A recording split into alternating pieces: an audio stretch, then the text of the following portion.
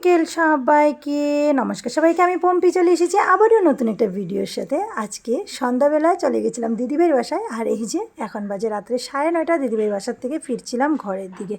তো আজকে আমি বানিকার সাথে ভাইও গেছিলো আমাদের সাথে দিদিভাইয়ের বাসায়। তো এই যে ফেরার পথে ভাই বললো চল দিদি মাছ বাজার থেকে মাছ কিনি, আর আমি তো এমনি তো মাছ বাজারে যেতে খুবই ভালোবাসি, আমার খুব ভালো লাগে মাছ দেখতে। তবে সব মাছ আমি চিনি না, জানো তো, একদমই আমি মাছ চিনি না।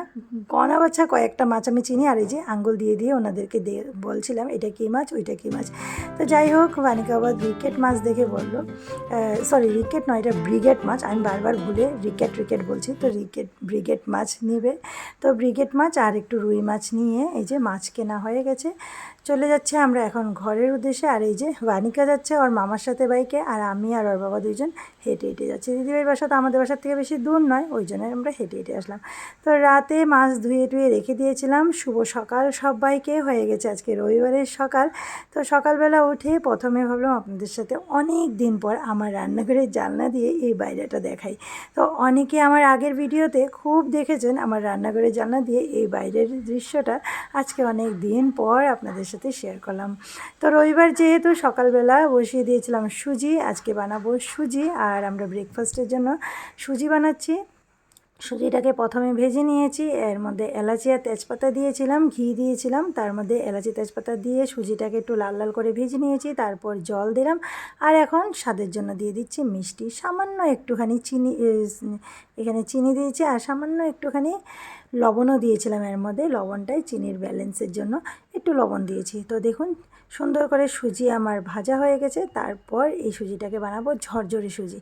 তো এই যে সুজি হয়ে গেছে রেডি, আর এদিকে চাও হয়ে গেছে আমার রেডি। তো আমি আর বানিকা বাবা দুজনের জন্য ভেড়ে নিচ্ছি চাটা। আর বানিকা তো এখন ঘুমাচ্ছে, কারণ আজকে রবিবারের দিন ও বেলা 12টা পর্যন্ত ঘুমোয়। তো ওকে আমি রবিবার দিন বেশি ডিস্টার্ব করি না, ওর ইচ্ছা মতন উঠবে। তো এই যে আমার আর বানিকা বাবা দুজনের জন্য সুজি আর চা হয়ে গেছে রেডি।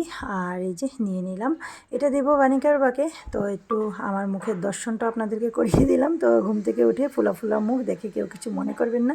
তো যাই হোক, চা নিয়ে দুইজনে খেয়ে নিয়েছি, তারপর চলে এসেছি এই যে মাছ রান্না করতে। আর মাছটা দেখুন কত বড় ছিল, পাত্তি দেখেই বোঝা যাচ্ছিলো। আর ওই যে মাঝখানের এর হাড্ডিটা যে এত বড় ছিল কি বলবো। তো যাই হোক, মাছটা ভালো করে ধুয়ে নিয়েছি, আর এদিকে রুই মাছটা বানাবো আলু দিয়ে ঝোল, আর এই যে ব্রিগেড মাছটাকে বানাবো পোস্ত আর শস্য বাটা করে। তো মাছের মধ্যে হলুদ লবণ মাখিয়ে রেখেছি, আর এদিকে শস্য ভিজিয়ে রেখেছিলাম, পোস্ত ভিজিয়ে রেখেছিলাম। শস্য পোস্তকে একসাথে মিক্সির মধ্যে নিয়েছি, একটু আদা নিয়েছি, কাঁচা লঙ্কা নিয়েছি, 2-3 কোয়া রসুন নিয়ে একটু মিহি করে পেস্ট করে নিয়েছি, আর একটা পেঁয়াজও এর মধ্যে দিয়ে পেস্ট করে নিয়েছি। কড়াইতে দিয়ে দিলাম তেল, আর এদিকে পেঁয়াজ আর কাঁচা লঙ্কা রেখেছি রেডি করে ফোড়নের জন্য। তো এদিকে তেল গরম হওয়ার পর একে একে মাছটাকে ভেজে নেব। তো প্রথমে আমি ব্রিগেড মাছটাকে রান্না করছি, আর ওই মাছটাকে রেখে দিয়েছিলাম রাত্রে বানাবো। তো ওইটাও যখন বানাবো আপনাদের সাথে শেয়ার করব। তো এখন আমি এই ব্রিগেড মাছটাকেই বানাচ্ছি। আর মাছের পিসগুলো ছিল এত বড় বড়। তো এই যে মাছটাকে একটু কম স্টিমে অনেকক্ষণ ধরে ভেজে নিয়েছিলাম। তো মাছটা একটু হালকা হালকা করে লাল লাল করে ভেজে নামিয়ে নিয়েছি, আর ফোড়নের জন্য নিয়েছি এখানে সেই মাছ ভাজা তেলের কড়াইয়ের মধ্যে দিয়ে দিলাম শুকনো লঙ্কা, তেজপাতা দিয়েছি, গোটা গরম মশলা, এখন দিলাম কালো জিরা, আর দিয়েছি 2টা কাঁচা লঙ্কা, নিয়েছি একটা মিডিয়াম সাইজের পেঁয়াজটাকে একটু ঝিরিঝিরি করে এর মধ্যে দিয়ে দিলাম, দিয়ে একটু নাড়াচাড়া করে এর মধ্যে দিয়ে দিব পরিমাণ মতো লবণ, হলুদের গুঁড়ো। তো দিয়ে দিলাম এখানে লবণ, দিব হলুদের গুঁড়ো, দিয়ে সুন্দর করে নাড়াচাড়া করে ভেজে নেব। আর এদিকে কিছু মশলা রেডি করেছি, গুঁড়ো মশলা, জিরের গুঁড়ো, লঙ্কার গুঁড়ো আর ধনিয়ার গুঁড়ো, একটু জল দিয়ে গুলিয়ে নেব। তারপর এটাকে একটু ভাজি ভাজি করে এর মধ্যে গুলিয়ে রাখা মশলাটাকে দিয়ে দিলাম।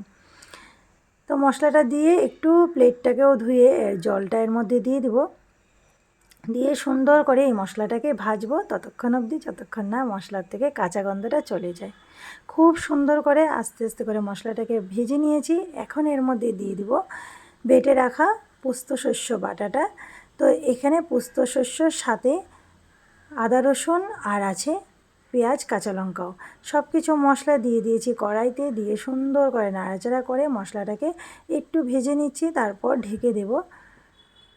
ঢাকাটা দিয়ে অনেকক্ষণ রান্না করে নিয়েছিলাম। তারপর মাঝখানে আমি নামিয়ে 2বার ঘাটা দিয়ে তারপর পরিমাণ মতো একটু ঝোল দিয়ে দিয়েছি। ঝোলটাও সুন্দর করে আমার জাল হয়ে গেছে। এখন দিয়ে দেব ভেজে রাখা ব্রিগেড মাছগুলো। মাছটাকে দিয়ে আবারও সুন্দর করে নাড়াচাড়া করে একদম আস্তে আস্তে নাড়াচাড়া করে ঢাকা দিয়ে রেখে দেবো আর অল্প সময় জাল হওয়ার জন্য। আর মাছটা এত নরম, মানে আমি খুন্তি মাছের গায়ে লাগাচ্ছিলামই না। তো যাই হোক, মাছের তরকারিটা হয়ে গেছিলো আমার রেডি অনেকক্ষণ জাল হওয়ার পর। তারপর এই যে একটা সাদা কালারের প্লেটের মধ্যে দেখতে সুন্দরের জন্য ভেজে নিচ্ছি। আর সত্যি মাছটা দেখতে যেমন সুন্দর হয়েছিল, খেতেও হয়েছিল অসাধারণ টেস্ট। জানি না আপনারা এই ব্রিগেড মাছ কে কীভাবে বানান, কিন্তু আমার ভিডিও দেখে যদি কেউ বানান সত্যি বলবো খুবই টেস্ট পাবেন। খুবই ভালো হয়েছিল আমার এই তরকারিটা। তো এই যে রান্না হয়ে গেছে রেডি, আর নামিয়ে নিয়ে উপর থেকে অনেকটা পরিমাণ দিয়ে দিব কাঁচা সর্ষের তেল। আর আমি যে কোনো সর্ষের দিয়ে যে কোনো আইটেমই রান্না করি না কেন উপর থেকে একটু কাঁচা সর্ষের তেল দেবো, আমার খুবই ভালো লাগে। আর মাছের রঙটা দেখুন, মানে তরকারির রঙটা দেখে বলবেন কেমন হয়েছে। তো হয়ে গেছে আমার এই মাছের তরকারি, মানে ব্রিগেড মাছের এই তরকারি রান্না। আর দেখে বলবেন কেমন হয়েছে। খেতে হয়েছিল খুবই ভালো। তো ভেড়ে নিয়েছি ভাত। দুপুরে আজকে শুধু এই ব্রিগেড মাছ দিয়েই খাচ্ছিলাম ভাত। তো এই ছিল আজকে দুপুরের রান্নাবান্নার ভিডিও। কেমন লাগলো নিশ্চয়ই জানাবেন। আমার ভিডিও আপনারা কারা কোথার থেকে দেখছেন আর কেমন লাগে নিশ্চয়ই কমেন্টে জানাবেন। ভালো লাগলে লাইক করে আমার পাশে থাকবেন।